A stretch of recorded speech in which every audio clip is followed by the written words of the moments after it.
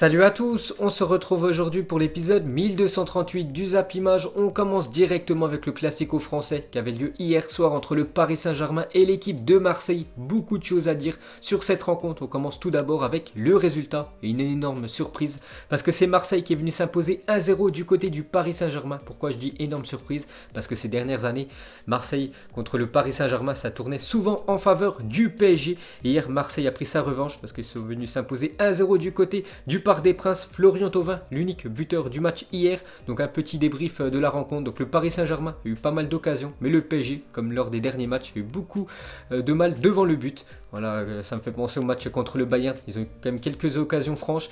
Et tout à côté, où le gardien adverse a fait d'énormes arrêts. Donc malheureusement pour le Paris Saint-Germain, Marseille était plus efficace hier. On peut voir les stats de la rencontre. Plus de 60% de possession quand même pour le Paris Saint-Germain. 14 tirs pour le PSG contre 5 seulement pour Marseille. Mais à la fin du compte, c'est les Marseillais qui se sont imposés.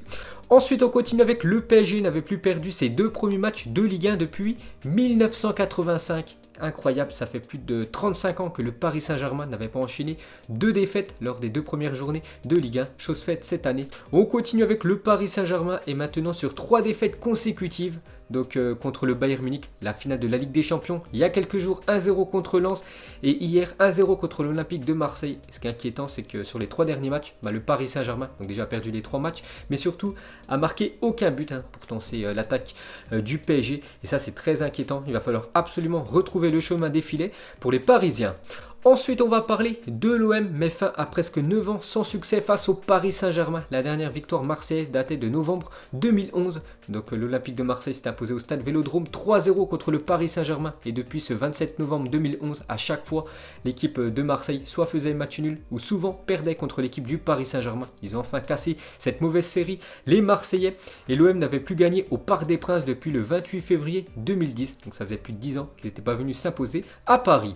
Ensuite, on va parler de Florian Thauvin, unique buteur hier, a inscrit le 80e but de sa carrière en Ligue 1. Donc félicitations à lui. Cette fois-ci, on va parler de Steve Mandanda, qui a été très bon hier dans les cages de l'Olympique de Marseille, a disputé hier le 28e Classico de sa carrière en compétition officielle, plus que tout autre joueur dans l'histoire. Donc c'est lui qui a disputé le plus de Paris Saint-Germain Olympique de Marseille. On continue avec ce succès marseillais. Donc André Villas-Boas, il a fait une déclaration à la fin du match, il a dit c'est une victoire importante et historique ce match, parce que comme je l'ai dit, ça faisait plus de 9 ans quand même que Marseille perdait, enfin on faisait match nul mais souvent perdait contre cette équipe du Paris Saint-Germain hier, fin de série. Et pour finir sur surtout la rencontre, après on va parler de ce qui s'est passé hors foot.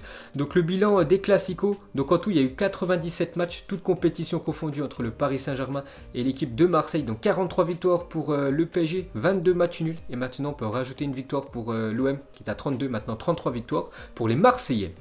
Ensuite les gars, on continue sur cette affiche, mais on va parler de ce qui s'est passé hors foot, parce qu'il y a eu pas mal d'événements hier. Donc déjà la une journal de l'équipe, c'est marqué l'OM fait disjoncter Paris, parce que hier ça a été un match avec beaucoup d'intensité, beaucoup de cartons, parce qu'on peut voir qu'il y a eu 5 cartons rouges et 14 cartons jaunes. Incroyable ce match, ça me fait penser au Classico des années 1990-2000, quand il y avait beaucoup de fautes, beaucoup de cartons lors de ces matchs. Regardez tous les cartons hier, donc jamais un match de Ligue 1 ne s'est soldé par autant de cartons jaunes au 21e siècle. Donc depuis l'année 2000, c'est le premier match de Ligue 1 à avoir eu autant de cartons.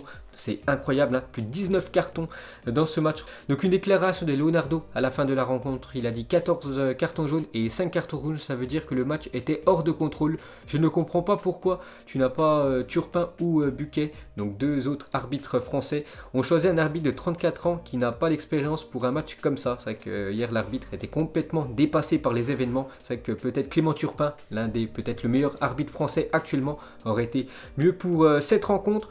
Donc on continue sur cette rencontre, on va parler de Neymar et le défenseur marseillais Álvaro González, parce que ça a été très chaud hier entre ces deux-là. Donc Neymar accuse le défenseur marseillais Álvaro de racisme. Donc je suis allé regarder les réseaux sociaux et en fait, d'après Neymar, donc le défenseur marseillais Álvaro González l'aurait traité de singe. Donc voilà, c'est quand même une insulte raciste. Donc c'est pour ça que Neymar a complètement disjoncté hier.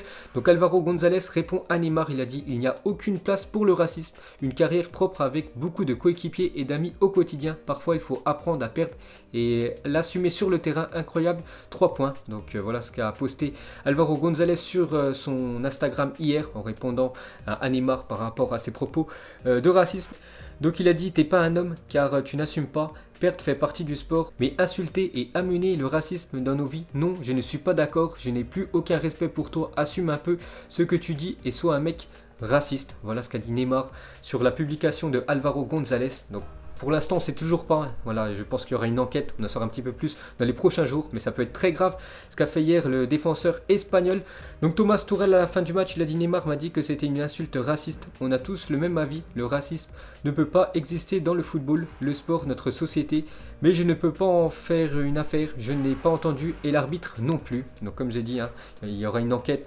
On en saura un petit peu plus dans les futurs jours. André Villas-Boas sur la supposée insulte raciste d'Álvaro González, il a dit: je ne sais pas, j'espère que non, il n'y a pas de place pour le racisme dans le football, c'est grave si ça s'est passé. Donc voilà la déclaration de l'entraîneur marseillais. Donc le journaliste Olivier Talaron confirme qu'Álvaro a eu des propos racistes envers Neymar. Donc lui c'est un journaliste de Canal+, il a dit: on a discuté un peu avec le service de sécurité du Paris Saint-Germain et celui de l'Olympique de Marseille. Il y a vraiment eu des mots très durs de la part d'Álvaro envers Neymar. Álvaro aurait eu des propos racistes envers Neymar, l'aurait traité de singe pendant la seconde période. Donc ce journaliste de Canal+ confirme que Álvaro a insulté de singe Neymar. Donc on continue avec Álvaro González. Donc il a été aussi victime hier de quelque chose pas cool, hein, parce que c'est Ángel Di María, soi-disant, aurait craché sur Álvaro González pendant le match, alors que vous savez qu'actuellement c'est le Covid, donc incroyable aussi. Donc les sanctions disciplinaires vont tomber, ce que risque Álvaro est de 6 matchs de suspension pour insulte raciste, si ça venait à se confirmer, et de plus le crachat d'Ángel Di María sur Álvaro pourrait valoir 5 matchs de suspension pour l'Argentin, donc on en saura un petit peu plus dans les futurs jours. Donc on revient sur la rencontre, hein, qui a été très chaude hier, il n'y a pas eu que Neymar, Álvaro González ou même Ángel Di María qui était impliqué dans les disputes. On peut voir aussi Kurzawa et Amavi en venir aux mains. C'était incroyable hier soir en fin de rencontre. Donc on revient sur les joueurs marseillais très heureux à la fin du match. On peut voir Dimitri Payet en train de danser hier et aussi en train de faire ça à la fin du match. Hein. Où est les Parisiens? Donc voilà la réponse de Dimitri Payet au PSG. On peut voir aussi le chambrage de l'Olympique de Marseille. Le Twitter officiel, c'est marqué Karma. Et on peut voir une banderole où c'est marqué PSG-OM, c'est pas la capitale, c'est Marseille. On peut voir aussi quelques supporters de l'OM, donc avec quelques déclarations surprenantes. Bon, après, on vient juste de faire 1-0 contre le 18e de Ligue 1, faut pas s'enflammer. C'est vrai que le Paris Saint-Germain est actuellement 18e de Ligue 1, incroyable. On continue cette fois-ci du côté de Marseille. Donc les supporters de l'OM sont de sortie à Marseille. Donc hier, concert de klaxon, tout le monde était dans les rues. Voilà, après ce succès des Marseillais, on peut voir aussi feu d'artifice plus fumigène plus chant du côté de l'aéroport de Marseille après l'arrivée des joueurs, parce que les supporters marseillais ont attendu très tard dans la nuit les joueurs marseillais après leur retour et surtout après leur victoire hier soir. Et on peut voir aussi cette banderole déployée à l'arrivée des joueurs de Marseille cette nuit. Donc 1,8 milliard d'euros pour soulever les grandes oreilles de Di Maria. Donc bien sûr, c'est bon enfant, c'est le chambrage entre les deux clubs ennemis en France. Ensuite, pour continuer avec cette Ligue 1, sinon jetez un petit coup d'œil à tous les autres résultats de cette troisième journée de Ligue 1. Donc hier, Monaco s'est imposé 2-1 contre Nantes. On peut voir aussi le beau succès de Rennes 4-2 du côté de Nîmes, ou même la belle victoire de Lille 1-0 contre Metz. Donc pour continuer avec la Ligue 1 hier, donc il y a eu quand même 7 matchs, 9 cartons rouges hier, donc 5 dans le match PSG-OM. Et pour finir avec ce championnat français, un petit coup d'œil au classement après cette troisième journée de Ligue 1. Donc 3 équipes en tête, Monaco, Rennes et Lille avec 7 points, ces 3 équipes. On peut voir le reste du classement, par exemple Marseille en 5e position, mais Marseille a un match en retard. Si Marseille gagne ce match en retard contre l'AS Saint-Etienne, Marseille sera seul en tête avec 3 matchs, 3 victoires. On peut voir le Paris Saint-Germain 18e, donc le PSG jouera son prochain match, donc c'est un match en retard contre l'équipe de Metz, ça sera mercredi soir. Ensuite, on quitte la France, direction l'Angleterre. Première journée du championnat anglais ce week-end. On commence avec le premier match. C'était samedi à 13h30, Fulham contre l'équipe de Arsenal. Donc l'équipe de Fulham qui remontait en première ligue. Donc compliqué pour cette équipe de Fulham qui s'est inclinée 3-0 contre les Gunners. Donc un but d'Alexandre Lacazette, Gabriel et Aubameyang ont été buteurs. Donc les Gunners s'imposent largement pour leur premier match de la saison en première ligue. Donc Alexandre Lacazette vient d'inscrire le premier but de la saison 2020-2021 de première ligue. Donc félicitations à l'ancien joueur de Lyon.